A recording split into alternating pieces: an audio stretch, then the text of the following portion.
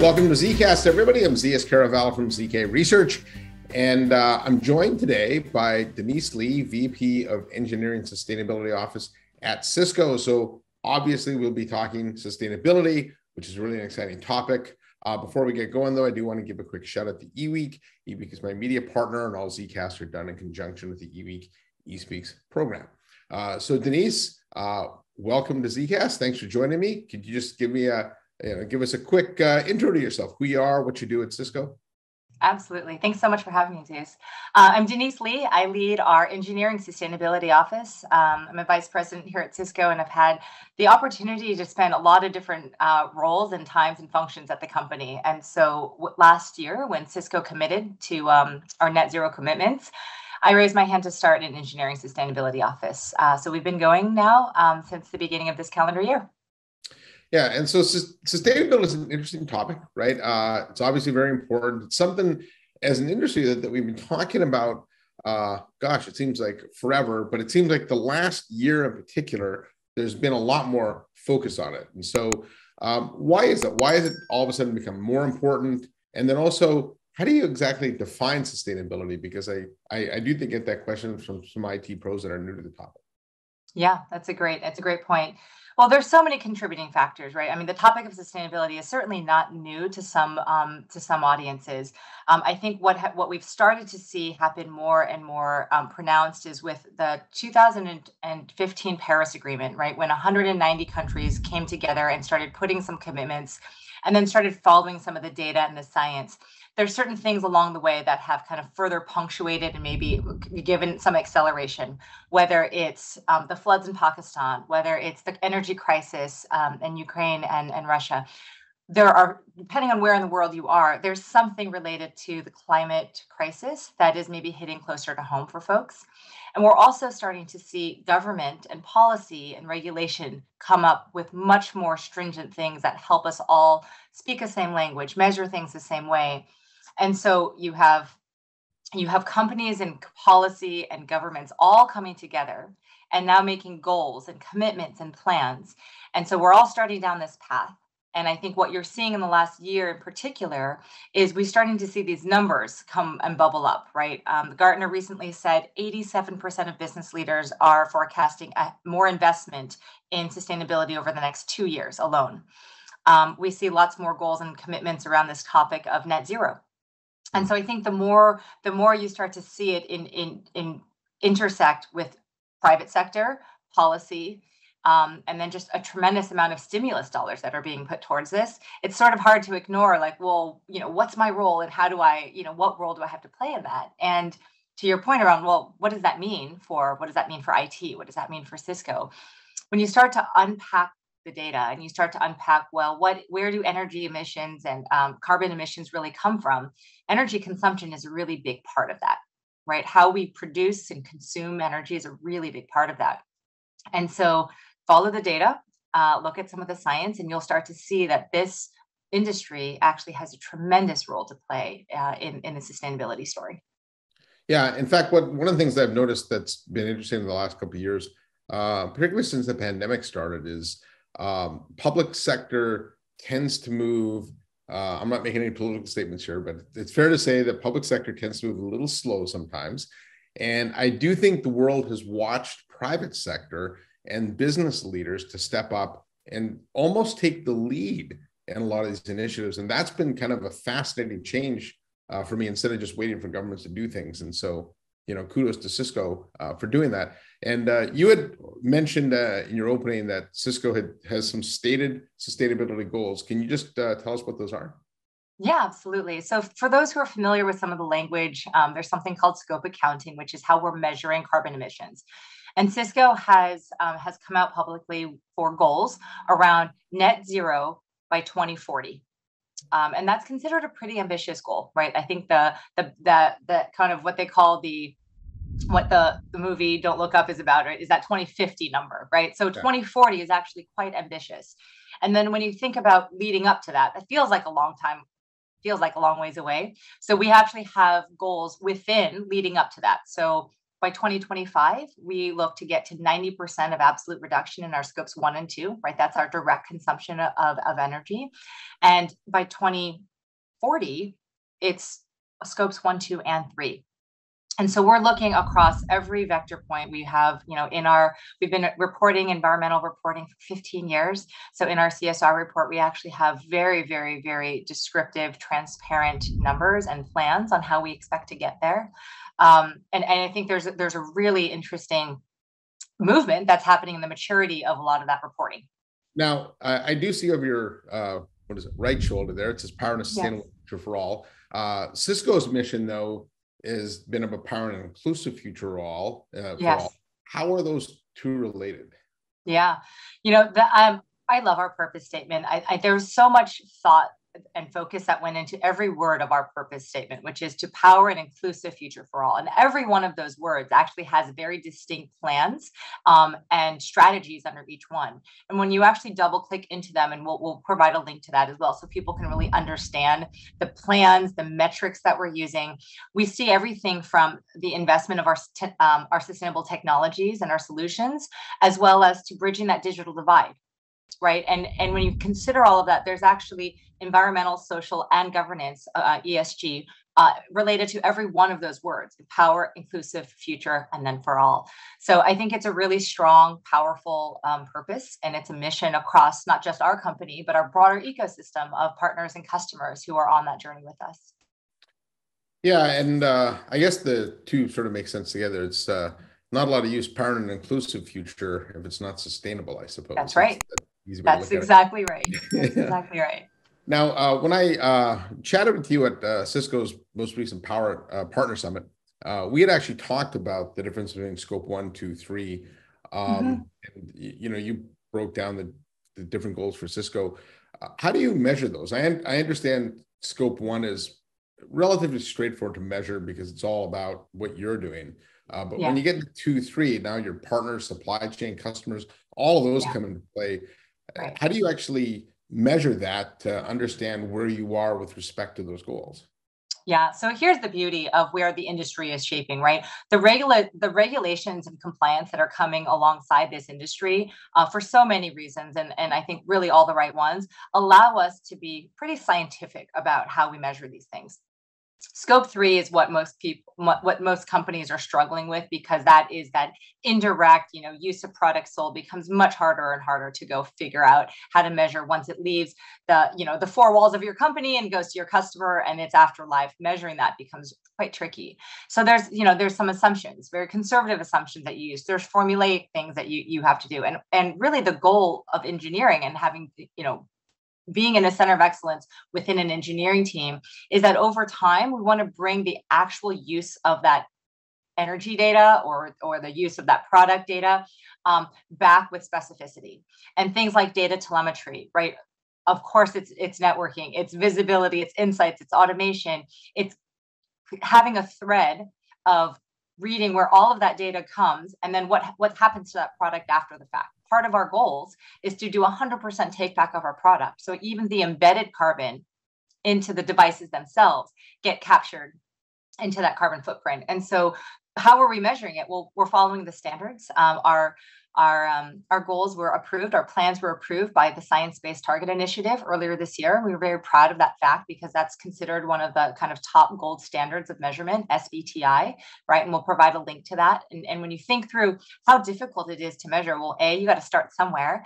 And so we started with formulas and assumptions of things that we knew on a most safe basis. But as we're doing the engineering into our products, we're working on APIs, energy management, telemetry, and so that we can actually start using real data over time and helping our customers with their accurate measurement of our scope 3 becomes their scope 2. So that checks and balances of how scope 1, 2, and 3 are measured. Actually, I think is a really brilliant model to show that we're actually all in this together. Yeah, and that's good because I think without those standards, everyone would measure them their own way.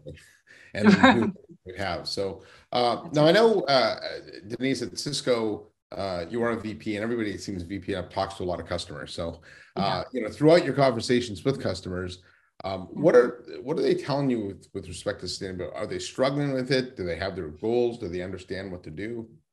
Yeah. So this is, for those who've been in technology for a long time, one of the things that's really interesting is when you start to see the beginning of a movement, the beginning of a revolution, or the beginning of a very big market shift, you start to see a lot of differentiation. So, for example, you'll start to see a spread of maturity. Right now, the whole region of Europe and EMEA is a little bit farther out ahead when it comes to some of these sustainability practices and their education and their understanding of everything from scope 1, 2, and 3. Right. When I see customers from that region of the world, they're much more versed in it. And whether that's because their grids and EV regulatories have been farther out ahead, and or because their energy prices have doubled or tripled in the last year, right? It becomes very real. And so I think what we're seeing from these customers is this collaboration of here's what we're seeing, here's where it's heading, here's where the rules, the policies, and the regulations have already taken into effect. Here's a list of materials that can no longer be in products. We're starting to take and work with them so that we can do that across our entire supply chain. So it's not a bespoke model for every region of the world. And I think when we understand the science and the data, the things that we didn't realize were bad for us back when we put, oil in paints or lead in paints or asbestos in buildings, we didn't know those things, right? But once you know them, you quickly adjust. And so that's what we're trying to do for every facet of sustainability as it pertains to our products and our solutions. Our customers are, I would say, the one consistency I see across all customers is everyone is struggling with the data, the measurement and the data, and doing it in a simple way that is also sustainable. The number of times I've heard we manually input, right? Can you imagine every month taking your electricity bill for every single site you had if you were a large company, just studying your electricity bill from your house alone? Actually, there's a lot of learning you can have inside of just the usage and consumption of things that are happening in your home. Imagine every device in your home. Now take that at an organization level or at a government level. And so the data part is really where everyone that I've spoken with customer-wise is looking for a kind of a trusted partner, a solution, a path forward that's a little bit more simpler in its approach and also defensible from a reporting standpoint. Yeah. And do you find when you talk to customers, is this an IT problem? Or because the goals are obviously set at a corporate level, a lot of the customers you have are IT problems. Obviously, technology, as you mentioned, does play a key role in solving this problem. So it seems like this is being thrown over the wall at corporate IT. How much influence can they play there? So I love that question for so many reasons. The first being that technology has always been, what's that? The IT people don't in a lot of ways. Yeah, well, they do and they don't, because one thing I've genuinely enjoyed about working in this industry is the level of problem solving IT and the folks within those realms like to do, right? They understand enough that they can help problem solve. So when the pandemic, as an example, IT was called upon to help make sure everyone can work safely and securely from home almost overnight. Right. When you think of the pandemic in general, we looked at this need to find a vaccine on a global level. Everyone band together, and the way we stayed connected and the way we shared data back and forth to study all of this took a timeline of usually, 10 to 15 years for a vaccine down to 12 months, under 12 months. Right. So the role that IT has to play in this is that they understand they have a lot of access to data. They are consuming a lot of energy. And then by working across, and here's what's interesting, sustainability is now becoming, there's chief sustainability officers, there's new roles being created, right? This office didn't exist a year ago. And so now what we're seeing is lines of business, whether they start in legal or finance or engineering or a purpose organization, we're starting to see these different forms of leadership and function, tapping folks on the shoulder who have solutions or ways to accelerate to get to an overarching sustainable solution. And so IT plays a bit of that role, because from an energy management standpoint, from a building standpoint, so those two core areas, I would say, for sustainable data centers, and then just the workplace itself, whether they're smart buildings or smart workspaces, or just how do we continue to support hybrid work, IT will play a role in all of that, and how you consume, and then again, track and measure. How do you measure the scope 3 of all of those changing dynamics? IT will continue to play that role. And to the extent that you can bring IT folks early in the conversation to be part of that solution, I think what we're seeing is a lot more roles kind of popping their head up instead of throwing the problem over the wall, asking, how do we get a diverse set of people together across the company to solve this problem? Yeah, and Denise, I know also historically companies have looked to Cisco, right? Obviously, you're the biggest networking vendor. You help invent the internet, in a lot of ways, the cloud collaboration industry. Yes. And so this is obviously another big shift in the industry. So from that perspective, how is Cisco helping its customers actually hit its sustainability goals?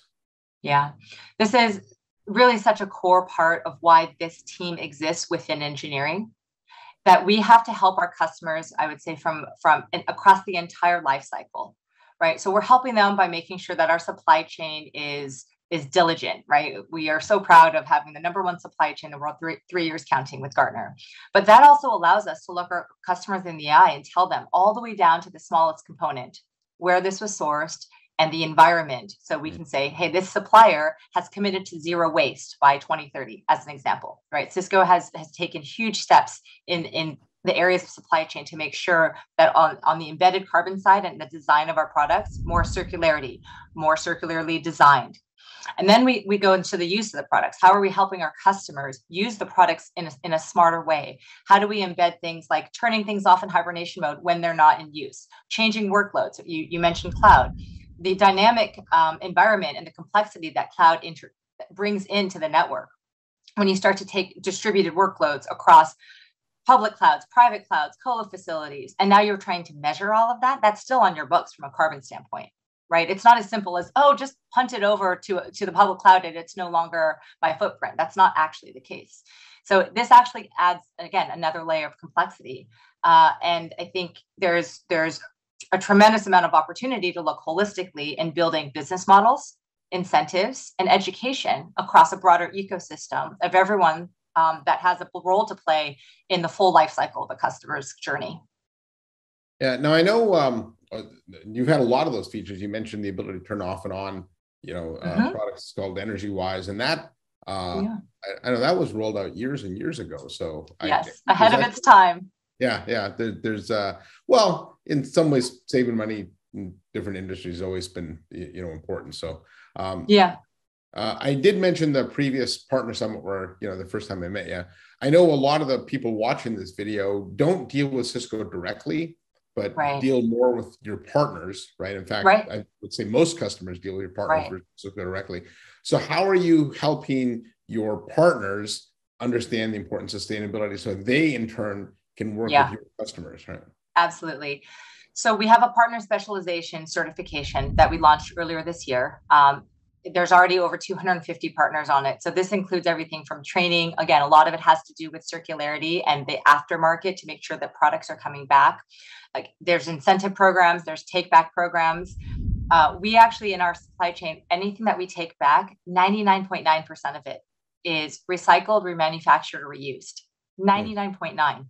And so we're working with our partners on this whole, holistic ecosystem. I think what some of our partners are also starting to see is there are new and adjacent markets in this space of sustainability where they can provide additional services, additional knowledge, skill sets, on the ground training with their customers to get their customers farther down this journey or accelerate it, right? Maybe it makes sense to refresh a little bit sooner, given the latest generation of product that's come out will actually save them, energy consumption management. And you can do that total cost of ownership and the ROI, say it may make sense to do this particular refresh sooner. And then it gives you telemetry as an example. So I think our partners are starting to fast learn. We're also starting to see partners really raise their hand wanting to dive further into sustainability as a whole and to complete new offerings. So we're partnering with them in a lot of different ways. And I'm excited to see where our partners take this because it is a massive, massive market and an opportunity. Yeah. Well, I'm glad to see the partner community embracing that because certainly, they might play the most important role. They do. Because they absolutely do. Yeah. And so, I think we've laid the groundwork that it's important and then the partners can help. But if I'm a customer watching right now and I want to create a bit of a call to action, what are just a couple of maybe 3 things customers can do right now to help their cause, and what are some longer term things they should be thinking about? Yeah. So here are three things right now. One is get started. Wherever you are in your journey, know where you are in the maturity and what you should be doing next to get to that next stage of measurement, of transparency, of goal setting. The second is have an understanding baseline, right? Have numbers that you're familiar with for your own company, and understand where the biggest, culprits are and where you should focus and prioritize. Because like everyone else, we're all resource constrained. So by saying this is a nice to have, but I'll get to it when I can, it won't happen. So the second is just get that baseline understanding of where you're starting from. And the third is figure out how to embed it into your business. It doesn't have to be a special project. It doesn't have to be a special initiative. Yes, it might require some kickstart and funding, but I think you might be surprised at the number of green hearts you find across your company, people who actually want to help. And so employ that, right? Give them a path and a vision to hook into by just embedding it into your existing business. Yeah, and then I think longer term, go ahead. Well, I was going to say before we get to long term, I actually do think that it is something, companies should think about. We're in the middle of what people call, the great resignation or quiet quitting, yes, or whatever. I do think more and more people want to work for companies where they know that their organization is trying to make a difference in the world. And so, just from all things being equal, people are likely going to choose the company that's trying to make the world a better place. And so it can actually be a recruiting tool as well. Well, that was my long-term. My long-term answer. You stole it right out of my head, and that's perfect, right? The number of people have actually come up to me in the last number of months, and I've traveled pretty extensively, and asked, how did you get here, and how did you start? And it's so clear that you're passionate about this. How do you take something you really care about and turn it into part of your day job? And I think that part, to your point, from a recruiting tool, from a company purpose. And how do we, this great resignation, how do we get people really engaged in the workplace? Don't underestimate the power of this sustainability being a golden bridge across generations and geographies and functions. All right. Well, Denise Lee, that was excellent. I want to thank you for joining me. If people want to learn more about what Cisco is doing in the area of sustainability, they can go to cisco.com/sustainability. We'll have to look. Yeah. Okay. We'll provide a couple of those links though, and yeah, we'll give you a link to our virtual reality tour of our Penn 1 building in New York. So we'll provide that in the link as well.